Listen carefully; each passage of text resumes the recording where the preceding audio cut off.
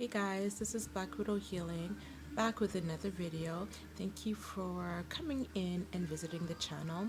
My channel that I speak about is about narcissistic abuse, parental alienation, and my own personal journey on healing and self-rediscovery. So today's video is just trying to make steps in order to see my little children who I haven't seen in 1 year and 4 months, from December, January, February, 3 months and 2 weeks. And of course, as you guys have seen through my videos, the frustration, the pain, and the battle that I have been facing and going through in the aftermath of leaving my narcissistic partner and his alienation of my children.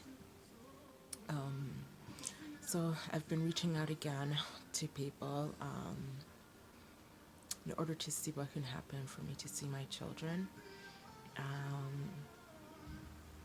And I think this time around, this whole process has definitely taught me to be patient, most especially when you're dealing with the legal system. It's akin to dealing with cold molasses. And I've always known I've been a little bit maybe impatient, want things to happen right away, of course, in this fast-paced culture. And this process has most definitely taught me to be patient and give myself grace. I know in a lot of my videos they have been very quite highly emotionally ignited. What some people probably don't understand is the emotional turmoil that happens to you after your narcissistic discard. And I don't know how others feel, but in my own experience, I haven't had the need to go back to my narcissistic partner. If anything, in this whole entire process, leaving him was one of my greatest joys. It's just the devastation of having my children ripped out of my life in a malicious and deceitful manner is what cuts my heart deeply, and just the blood just pours out profusely. The pain is just so immense, and it really even hurts too, because in my own experience I don't feel that I've been supported. I guess not so much legally, because, well, you have to pay for it, so as long as you pay for it, it's supportive. But in terms of the trauma that I've gone through has had no value, it feels like. And it's been very difficult to navigate through it, because at times you feel so lonely, even though you know you're not alone. And I feel like most of us probably struggle in this arena of, I guess, isolation within ourselves.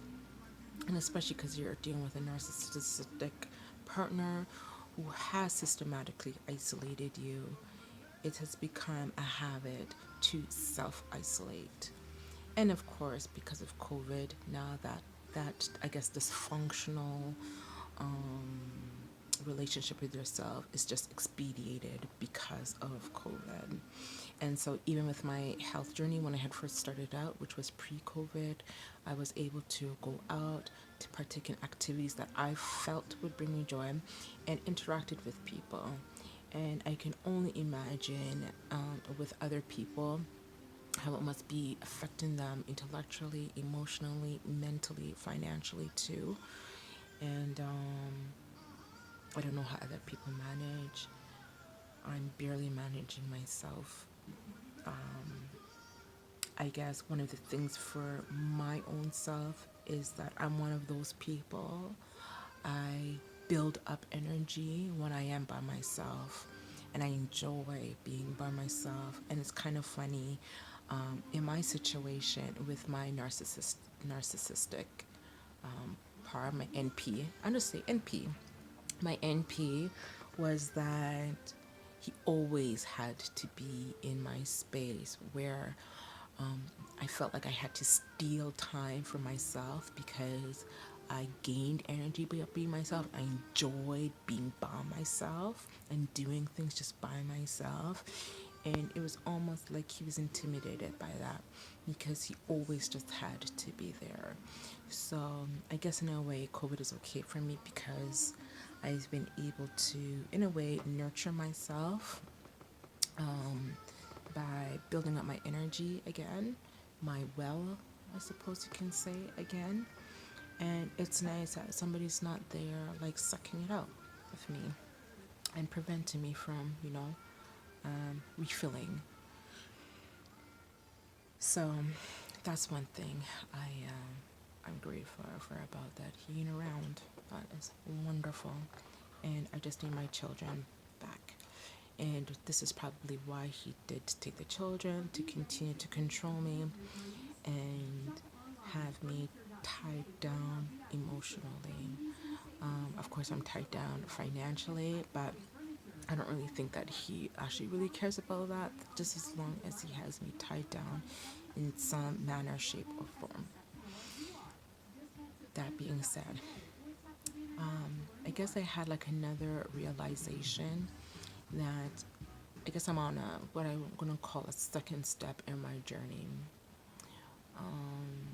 I think the first part was just the shock and the trauma, sheer trauma and sheer audacity that I've been put through.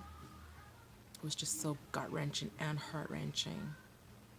And because so much time has passed on, and I'm learning just to be still and just gain my strength and just trust the process and know that everything will be okay. That's been the second part of my journey. And now I'd like to actually do things physically again. And I've had to come up with some things because of COVID. Lucky enough for us here, things are starting to open up again. So definitely I need to get back on the bandwagon as I'm speaking. This is what I've been drinking. You see this Grace ginger beer. It is full of sugar and it is yummy, yummy, yummy. And I just like dust it off a bag of chips. So no more of that. I need to get back on healthy. Start working out again. I've been doing my journal writing, of course, because I had just recently moved. Everything's a little bit packed away. I did put some stuff away today, which was really great. It just made the space feel a little bit more like my own. So that's been nice. But yeah, trying to get back on the wagon again. I'm trying to hustle and find another job, which has been very difficult because of the charges, because of the fake allegations against me. Has made tied my hands, plus COVID, plus my work gap because I always stayed at home with the kids and homeschooled, and because any work that I had done previously always had to deal with children or older people. So I'm in a financial bind, but it's okay. I'll prevail, and I will get through it. So getting through my school stuff, working on the business, finding a job, getting back on the healthy track. Those are my 4 goals until I guess I will have my children back again. So yeah, I feel blessed.